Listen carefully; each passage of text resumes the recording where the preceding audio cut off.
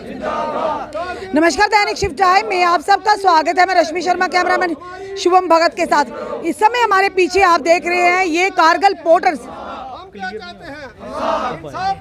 Kargil porters जो है अपनी मांगों को लेकर आज प्रेस क्लब में धरना प्रदर्शन कर रहे हैं।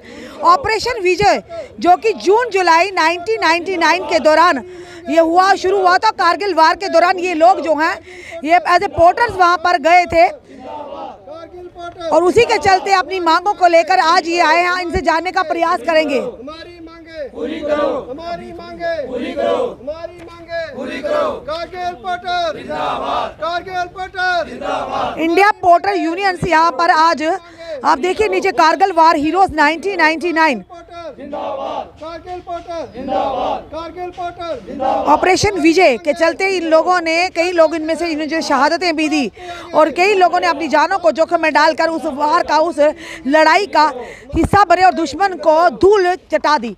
चलिए जानने का प्रयास करें। जी सर, आपका नाम? मैडम जी, मेरा नाम केवल कृष्ण है। मैं डिस्ट्रिक्ट कठुआ पोर्टर यूनियन का प्रेसिडेंट हूँ। जी, क्या आज किस मांग को लेकर आप यहाँ पर आए हैं?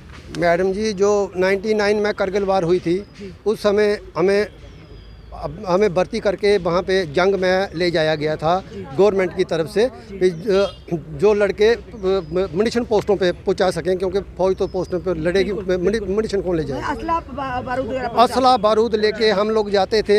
आर्मी के लिए राशन पानी लेके, खाना लेके जाते थे, दवाइयाँ लेके जाते थे। जो हमारा जवान शहीद हो जाता था उसकी डेड बॉडी अपने कंधों पे उठा के नीचे लाते थे। ये हमारा काम था। जो भी हमें आर्मी की तरफ से जो भी काम बताया जाता था वो हम करते थे, वो हम करते थे। हम जब तक ये युद्ध चलता रहा 3 महीने हम डटे रहे वहाँ पे। हमारे 7 साथी हमारे वहाँ पे शहीद हो गए। यही वो मुनिशन लेके जा रहे थे, वो पाकिस्तान की तरफ से शेलिंग हुई तो वो 7 हमारे जवान साथी जो थे ये पोर्टर ये शहीद हो गए। उनके घर वालों को गवर्नमेंट की तरफ से एक एक बंदे को जाब दी गई।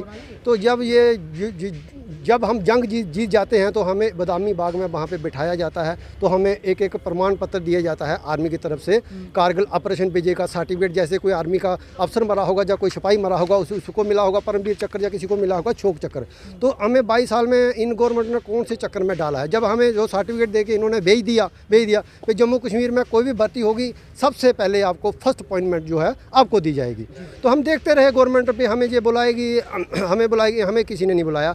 जब अभिनंदन वाला जहाज पाकिस्तान में गिरता है तो तब इनको हमारी याद आ जाती है कि आप तैयार रहिए। हमें फ़ोन आता है आर्मी हेडक्वार्टर सतवारी से कि आप तैयार रहिए, हम आपको कभी भी बुला सकते हैं, क्योंकि इनके पास हमारा रिकॉर्ड है। इनको हमारी याद जंग के दौरान ही आती है। 22 साल से हमारी याद नहीं आई। चलो वो भी मैटर निकल गया, क्योंकि उस समय जंग के हालात थे पूरे। अगर अभिनंदन को पाकिस्तान वाले नहीं छोड़ते तो जंग उस समय तैयार था। हमें मैसेज आ गया था भाई आप तैयार रहिए। उसके बाद जो हमारे साथी, हमारे जो 5 साथी हमारे लड़के थे, वो उन्होंने कोर्ट में केस किया, जम्मू हाई कोर्ट में केस किया। वो केस जीत जाते हैं। जब हमारा आपस में नेटवर्क ही नहीं था, जब हम वहाँ से आ गए थे तो उन्होंने जब केस किया उन्होंने हमें बताया थोड़ी कि हम केस करने लगे हैं। अगर हमें पता होता तो हम भी उनके साथ जुड़ते। जब हमें पता चला, बाकी लड़कों को पता चला, तो हमने भी केस किया।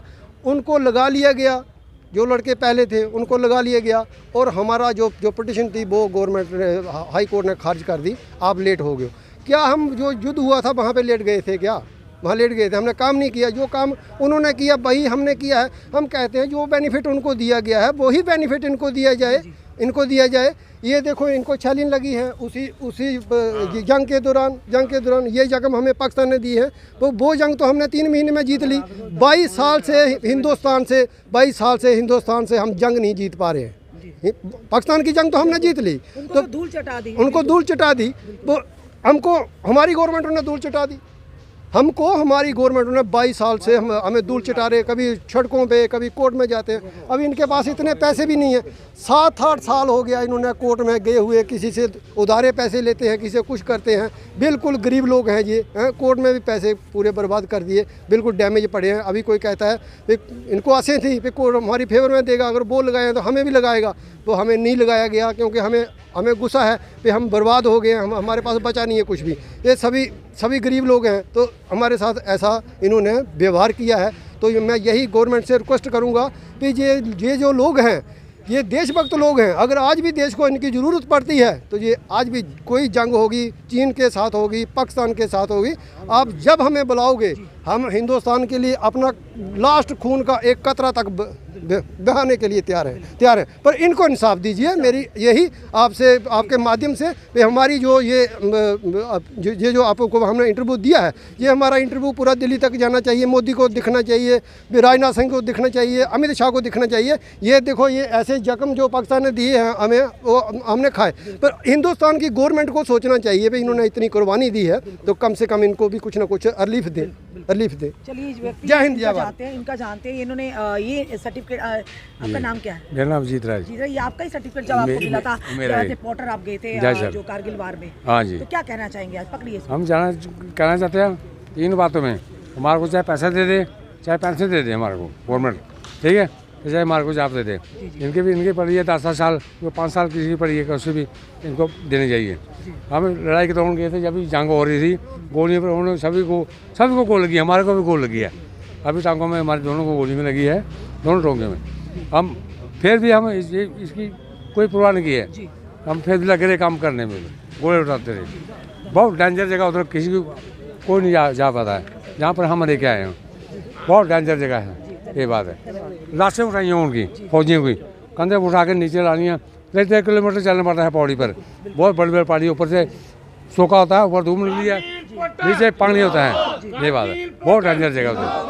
ये कारगिल पोर्टर है जो आज इस समय प्रदर्शन कर रहे हैं। ये वो लोग थे जिन्हें उस समय आर्मी ने यानी कि डिप्यूट किया था, जो भी जहाँ पर भी कारगिल वार के दौरान उन तक खाना पहुँचाना, असला बारूद पहुँचाना, ये इनकी ड्यूटी थी। कई लोग उनमें से शहीद होकर उनके परिवारों को तो एक एक सदस्य को नौकरी मिलेगी, पर ये लोग भी मौत के मुँह से वापस आए। उस समय इन लोगों ने मदद की थी, तभी जाके पाकिस्तान को यानी कि धूल चटाने पर उन्हें मजबूर किया था। और आपने देखा, ये व्यक्ति आज ये कह रहे हैं कि हमने भी उस कारगिल वार को जीतने में अपना योगदान दिया है। हमने भी कईयों के यहाँ पर उनको शेलिंग भी लगी हुई है। ये लोग कह रहे हैं अगर उन लोगों को रिलीफ मिला तो आज भी हम अपने देश के लिए मर मिटने को तैयार है, सिर्फ एक इशारे की देर है। पर ये सवाल है कि हमारे गुजर बसर का क्या? अगर उनको इंसाफ मिला तो हमने भी उस कारगिल वार में अपने आप को जानों को जोखिम में डालकर योगदान दिया, तो हमें क्यों नकारा जा रहा? पाकिस्तान को तो हमने धूल चटवा दी, पर हमारे देश हमें धूल चटवा रहा है। ये इनका कहना आज हमारे मीडिया के माध्यम से कि हमने भी अपनी जानों को जोखिम में डालकर अपना योगदान दिया था, तो हम लोगों के साथ इस तरह का डिस्क्रिमिनेशन क्यों? आपका क्या कहना है इस वीडियो को देखकर? अपने कमेंट, अपने सुझाव जरूर दीजिए। इस वीडियो को जितना हो सके शेयर कीजिए। जुड़े रहिए ऐसे हमारे साथ अगले अपडेट के लिए। जय हिंद, जय भारत।